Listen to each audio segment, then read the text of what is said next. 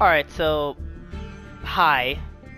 Um I just recorded a video of the new Odd Eyes Pendulum deck that I created. And then the game crashed. Again, I don't understand why this keeps happening, because it was running completely smoothly when I was playing for hours the other day. No problems, but whatever, just my luck, I guess. In any case, I'm sorry I haven't been recording anything. I'm trying to save up money to get an Elgato, and with that, I have a friend of mine. I've already explained this. I have a friend of mine who wants to be an edit, who wants to try and be my editor, and if I can get myself monetized, then I'll have him as an editor and actually start paying him, and blah blah blah. Yeah, yeah, you guys get it. Here's the thing: I don't have that yet. So, and to be perfectly honest, no one is really watching these videos. However, today's a little special. I instead of playing the game, I said that I do a bit of work online. I've done some stuff online and I never get to show it because I leave and I forget to record it. So I kind of just want to attempt to commentate through only two of these. It's gonna be a very hopefully a short video. But I will say this right now, I am not a like Evo commentator or anything. I don't know these cards perfectly. The only thing that I know is that I did really well in these two. This one was a tryout thing, so I don't really count it because whatever, it was a special thing where we had 2,224 health. It was literally a one-shot kill.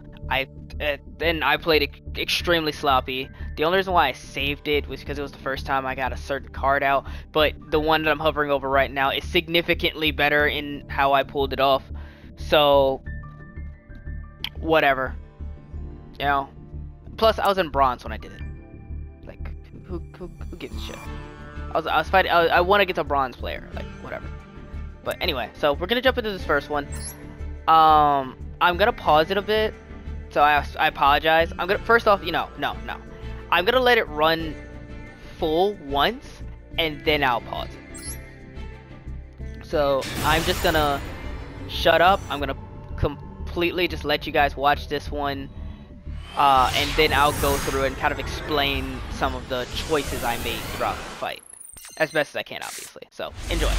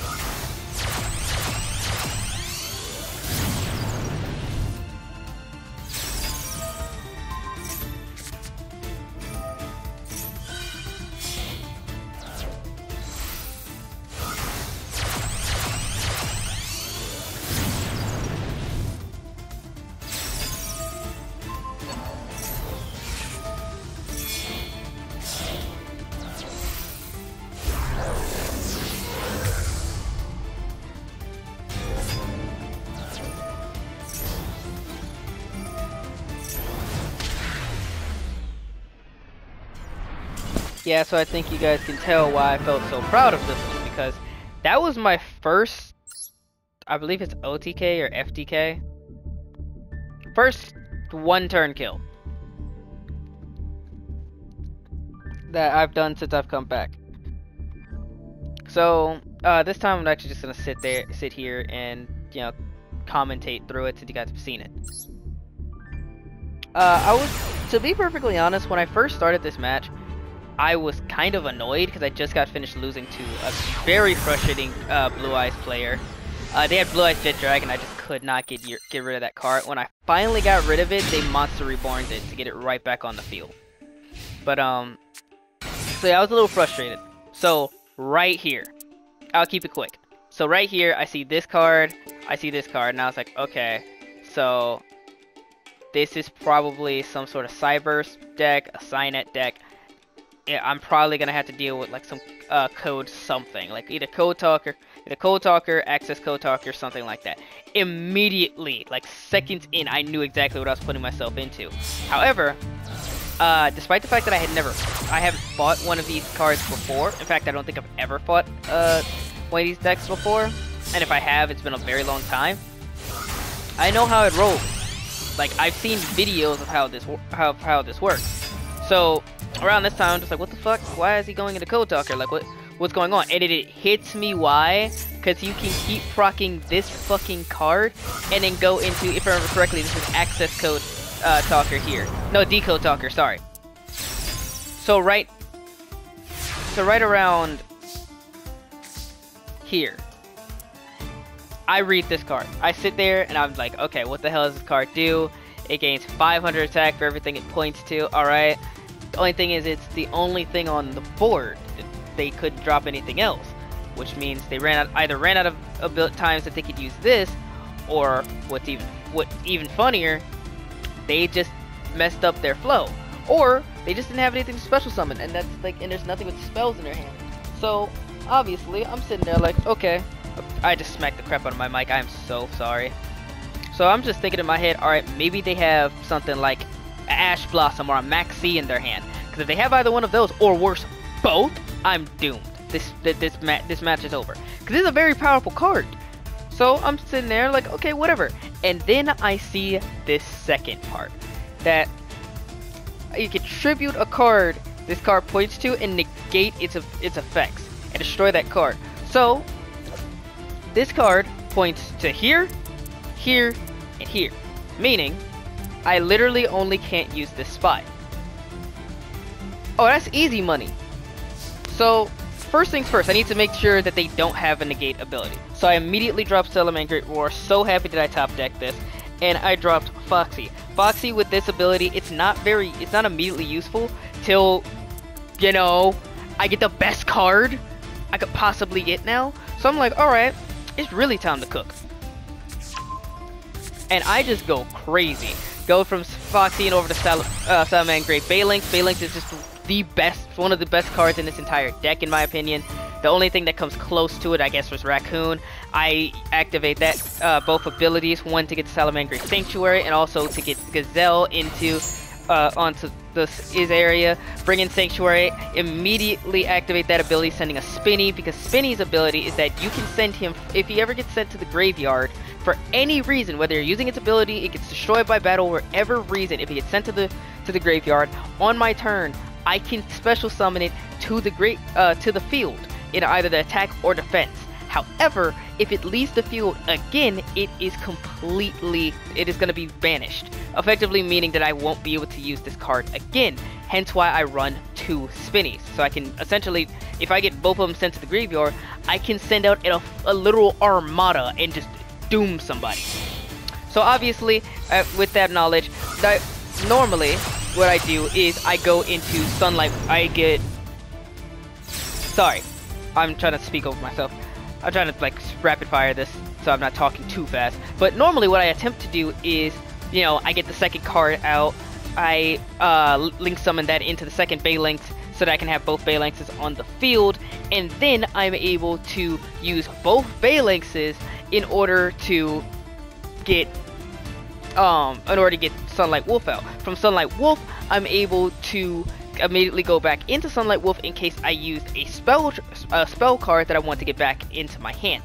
That is only if I get one. They usually just stop on Sunlight Wolf. However, here I don't need to, because I have Fusion of Fire in my hand. And Fusion of Fire, if you guys don't know, is an absurdly it gives so much power to the Salamangreat deck because of the thing it sends out. Now, Heat Leo, its ability is really fucking strong. First things first, it has two different abilities, and I'll just explain it as it goes because this does take a little bit. First things first, I can get rid of whatever card I want, whatever Spell or Trap Zone card I want. Immediately activate the Salamangreat Sanctuary so I can bring out a second Salamangreat Heat Leo. All the linked summonable Salamangreat cards have a secondary ability if you use another version of themselves for material to get it out. For example, with Heat Leo, since its first ability, I can shuffle one spell or trap card, one card in the spell or trap zone back into the deck. Easy. However, if I use Heat Leo to get a second Heat Leo out, it gets a secondary ability. Which the secondary ability is one of the it's one of the many reasons why things like Raccoon and Balinks being in my having so many in my graveyard is so important. It's so good to me because that allows me to choose this guy's attack, choose Balinks, and then change his attack to that. What that card does, what Heat Leo does specifically, to try and quickly explain it, because I know that I'm just yapping at this point, is I can choose any card on the field. It could be one of mine, it could be one of theirs, as long as it's a face-up card. And then I will choose any card in my graveyard.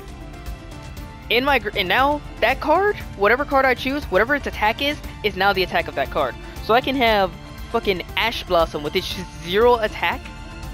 And if I put that on the field for some godforsaken reason, boom, Ash Blossom has like 2300 attack because my other Heat Leo is in my graveyard.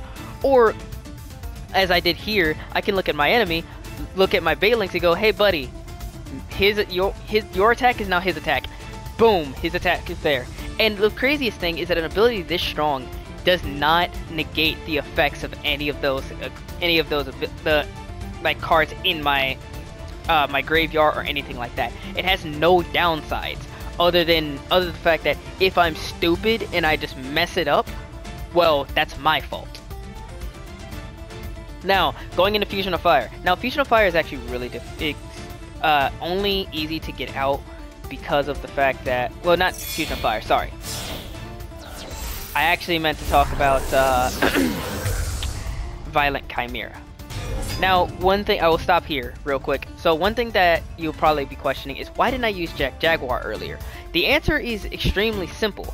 A, because Foxy is a really good starting card, because it can potentially give me a card that I want. For example, it's the very reason why this OTK, this one turn kill happened in the first place. So me having Foxy in my hand and starting off with that ability, where I can look at the first 3 cards I'm gonna get for the next 3 turns and just swipe one of them if it's a Salamangreat card, is really, really good for me. Now, if it doesn't, like if I get the 4 or 5 cards that aren't Salamangreat related in there, then Foxy is really bad. But more times than not, it works before it doesn't. So I held on to Jaguar for mostly that reason. But the other reason is Violent Chimera. I'm just gonna come out and say this. Violent Chimera, in my opinion, is probably the most powerful of any of the extra deck cards for Salamangreat. I know some people will probably say Pyro Phoenix. I can also understand it being Pyro Phoenix. Pyro Phoenix is very, very strong. I also see people saying Heat Leo. Heat Leo is very, very strong. I know a lot of people do say it's Sunlight Wolf, and I am to agree. Sunlight Wolf has some really powerful abilities, but specifically for me, as someone who likes to strategize around ruining my enemy's attack, defense, stuff like that, and having the ability, and having just, like, if I can get this card out, I basically won. Because with Fusion of Fire, if you don't know, you can use this. You can use this to take somebody else's link card. The criteria of Salamangreat Violent Chimera is one Salamangreat card, which was Jack Jaguar, and a link card, any link monster, and it could come from either field. So being honest, I could have just been a complete ass and stolen Decode Talker. The only reason why I didn't, well, because of the ability of this card, which is just so fuck busted. It's so broken. If you have an enemy who is in face-up attack, well, face-up attack, that's in attack, and you have this card out, it's dead. Nine times out of 10, it's dead. Unless it's like Mech Knight, freaking whatever the guy's name is, the blue-haired one, Almarez, I think it is. I don't remember the name off the top of my head. I'm sorry. I'm not an amazing Yu-Gi-Oh player, I know. But getting off topic. Sorry. So I'll try to speed this up because we are getting a little long for just this one fight. So lastly, if this card is fusion summoned, whatever I use, I gain that attack. I gain half of that attack. So I used a 2300 card on Heat Leo and a 1800 attack card in for Jack Jaguar, which I believe Jack Jaguar is one of the highest damage normal summonable Salamangreat cards. I believe Pero is the only one higher. I know there's Beast Bison, which is at 2800, but you can't normal summon Beast Bison but just out the gate.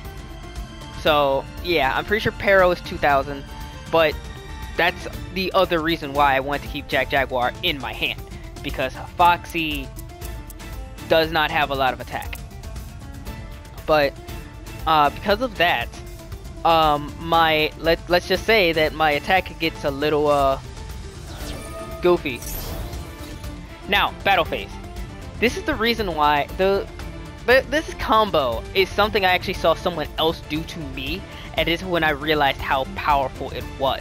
The reason why I went into Heat Leo is because Salamangreat Heat Leo's ability to change someone's attack actually procs the secondary attack of Violent Chimera, which means, which if you're wondering what it is, if I'm at damage calc or I'm about to or either someone's about to attack me or I'm about to attack someone, if they target Violent Chimera, this card doubles its attack. Yep.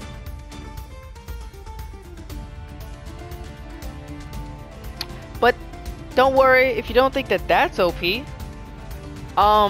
This means both buffing damage and nerfed damage.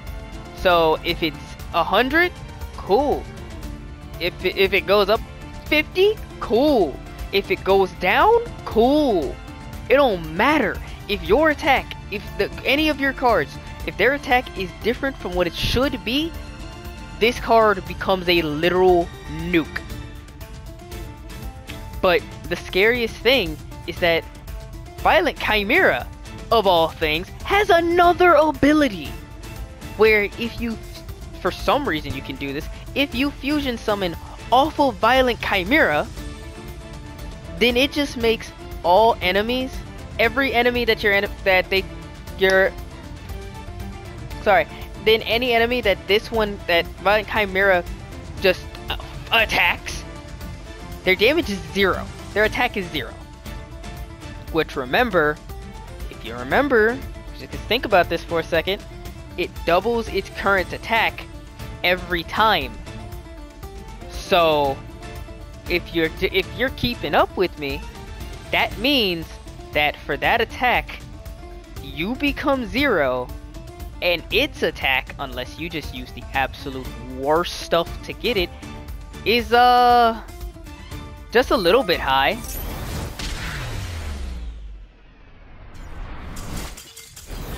About 9,700. Enough to kill a Blue Eyes 3 times over. Yeah, that took about 20 minutes. And I really do feel bad because I said I wasn't going to be talking a lot, but this one is also a little complicated. It shouldn't be as complex. However, this one is also really, really funny. It's a longer match, but the things I do are very much easier to explain as I'm not going through salamangreat cards in this one.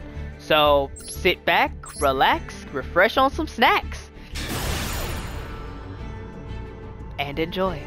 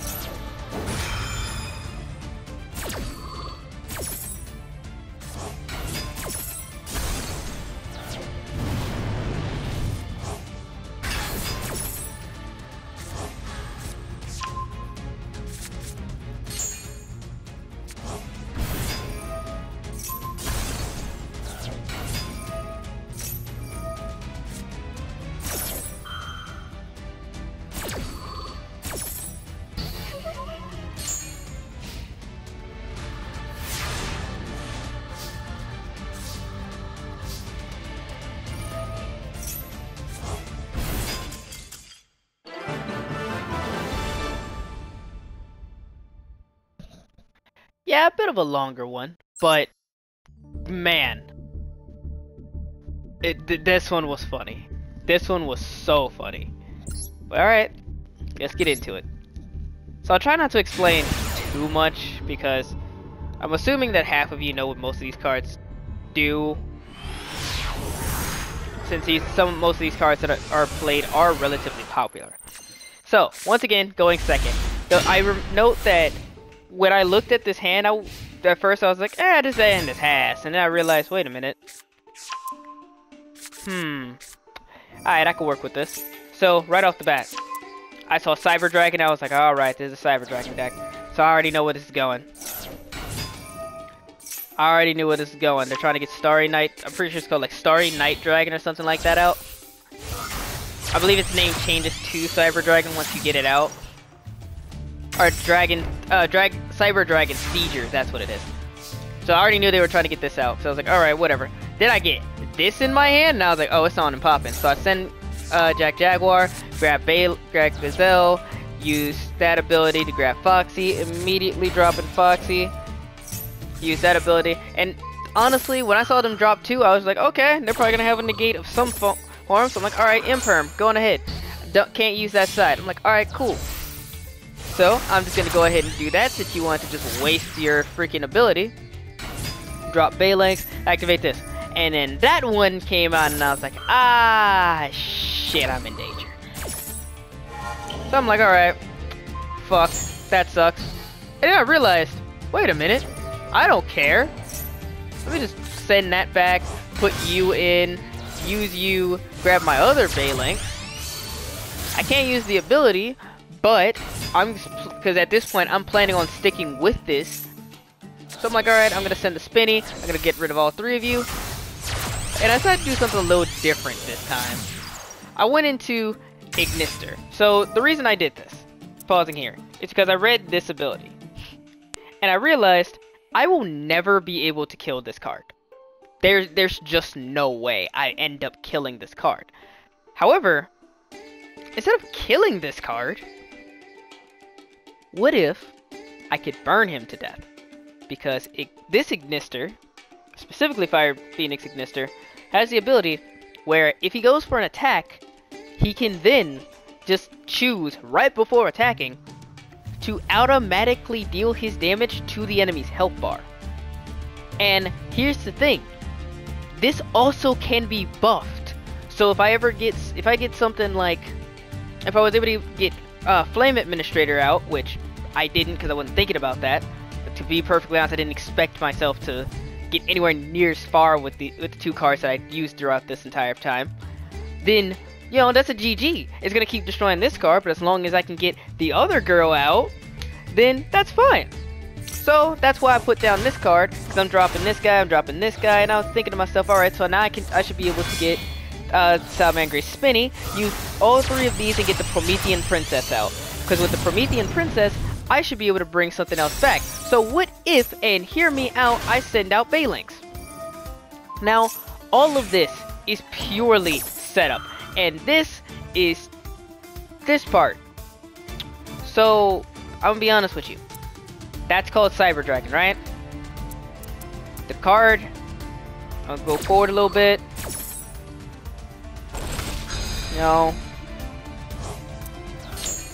That card is called Cyber Dragon. So I'm like, alright, he can't use his ability. Cool. Negate. Wait a minute. What the fuck? Alright, so I'm gonna have to special summon him later on. Whatever. But that's cool, because honestly, the setup is here. So, here's the thing. I can special summon him right back since he was destroyed by battle. Because this guy has a second ability, where if he's destroyed in battle, you can special summon him back once. Pretty sure it's either once per turn or once per game, but don't worry, it doesn't matter. So, also, immediately I saw that card, and I was like, no, I'm not gonna let you do that, because I know for a fact that he has 3 cards here, so that card would have activated. However, he had Cyber Emergency, so L. The main thing I wanted to do was try and shrink his hand as much as possible to condense the amount of things he could bring out so that he cannot keep using things from his extra deck and will instead have to start burning cards that are already on his side. Pretty much he can't, as long as he can't drop cards, he can't bring anything else out that's actually dangerous. This kinda works, because to be perfectly honest, the only thing he could do was send out Almirage, which isn't that strong of a card, and he was able to destroy that. However, this card actually fucked him over here, because since he had to use that ability, he wasn't able to actually deal damage to me, since no damage can be taken due to battle. However, burn effects aren't battle, so the damage I was supposed to take is negated by his own ability and his attempt to kill off my card. Pretty cool, right? So I'm sitting there like, alright, let me try it, and brick. Alright, fuck. What do I do? Alright, well, I sent out Jack Jaguar, so then I should be able to get this ability out. Alright, and he puts that ability on him so it's not destroyed, and I'm just sitting there just like, dude, I can't destroy that fucking card anyway, so whatever. I send over Salamangreat Sanctuary since I really need that fucking card. I bring a Gazelle back, I grab Jack Jaguar onto the field, special summon, then I go into Sunlight Wolf. Now, you might be asking, why am I going into Sunlight Wolf? Well, so I can go into Sunlight Wolf again, because Sunlight Wolf is, to be perfectly honest, a really, really powerful card. Its ability to grab any Salamangreat style card from my graveyard is so good. Then all I do is just grab that one card, since there was nothing else I wanted or needed, to be honest. Grab the other Promethean Princess I have, because of course I carry two. Then just send my other one back. Now look at his lineup. What are you gonna do against me? He's gonna activate that ability again. Okay, I'm just gonna burn you again. That card dies. Bye. See ya. Have a great time. So that goes back to normal. Now there is no way he can burn my entire field. The unfortunate thing is that he actually ended up destroying her, but however, I decide to end up destroying my entire field in order to bring her back. Now you're probably wondering, why would you do that? Well, simple. He can't get out a card strong enough to actually kill her. However, she has the ability to special summon any fire monster that is in my graveyard onto the field. And that isn't oh, they go away at the end of the field kind of thing. Now this is just me being an asshole, because I didn't even need it. I was like, fuck you, Balin, bitch. Harpy's Feather Duster. So I get Ash Blossom in my hand, and I had the biggest smile on my face. So now it's time to do the same exact thing, and then I do that dumb shit. I'm gonna be honest, not my brightest moment, but you know what? That means he had to activate that ability. Now I will say one thing. In my head at the time, I knew that was a thing, because I've had to fight that card before. When I saw it, I was like, whatever. What's he gonna tribute? He's gonna get rid of the other guy? Okay, go ahead and do it. I'm gonna destroy both those cards. And then when he did it to me, I was like, hey, yo, wait, whoa. That's not how I expected that to work. And then I remembered I had Ignister, and I was like, oh, it's dead anyway. So now his entire board is clean. Man's is shivering. Pain in his soul. So I see that, and I was just like, wait a minute. That's special summons. That's special summons. Hold on. What's happening here? Allow me to destroy that card so I can get Promethean Princess out. To be perfectly honest, the only reason why I actually did this was because I wanted to get Promethean Princess onto the field and not have Ignister. That way, on my turn, I can special summon him back without having to use her, without having to do some other bullshit to try and get him back. The moment I saw this guy, I know it was GG, because there's nothing he can do. This guy comes back, and I'm like, no, get the hell out of here. So immediately he tries to go for yet another setup to finally get something on the board. I said no, Ash Blossom, get that shit out of here. And at this point, what is he gonna do? What is he gonna do? One more hit, he's gonna do that. What's up, Raccoon? You weren't needed for this match, but good to see you. I put that down, and he knew it was about to happen. He said, GG, I'm out this bitch. Like I said, not as much that I had to explain because it was two very simple abilities that I was using the entire time. Honestly, it was a really fun match, and to the two people that I was playing, if you somehow ever see this video, genuinely, GG's. It was fun. It really was. I do feel a little bad about the first turn kill because it's always it always sucks to get killed on the first turn, especially when it's clear and it's pretty obvious that your setup kind of got halted and you weren't able to do all the stuff that your deck should be able to do. Like, that really sucks. But you know, me and the second guy were going. You and I were kind of going back and forth a little bit. I know I kind of played like a dick, like juggling those two cards the entire time. But like, the moment you would have gotten anything set up, you would have absolutely have won, and I was not letting you pull that off. The main problem, to be perfectly honest with that last one, is the fact that, well, yeah, the Cyber Dragon is really difficult. He kind of targeted the wrong card to destroy. If you would have destroyed Ignister earlier on and left me with just the with the Promethean Princess, that would have halted me in my tracks. While yes, I would have been able to bring him back, but the stuff that I did on that turn was not just bringing him out. It wasn't just bringing her back. It was doing other things. You know.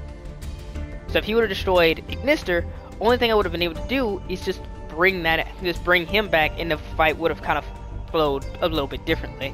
But you know, that comes with literally like freaking see into the future 9th level D&D foresight type bullshit. Like that's something I can't really fault him for, because like, to be honest, I was making shit up when I grabbed Promethean Princess, and I realized, oh wait, no, that is a smart idea. But anyway, guys, that's gonna be it. I know this video is a little long. You didn't get to see me play. Well, technically you did, but you didn't get to see live games. But I just wanted to show, like, hey, you know, when I go online, sometimes I have a really saucy card setup, and I just mix some people. This is real. This is me. Now, does it happen all the time? No. And are these super impressive? Not really, but it makes me feel good knowing that I could, you know, get a proper setup, get a really strong, like, powerful set of cards down, and just nuke my enemy whenever you know, the stars align for me. But that's gonna be it. I'm gonna stop rambling. Love you guys. Like, comment, subscribe, do all that shit that makes YouTube give a fuck. I'm out this bitch. I'm gonna try to get a few more videos out to you guys, but I still don't have an outro, so yeah.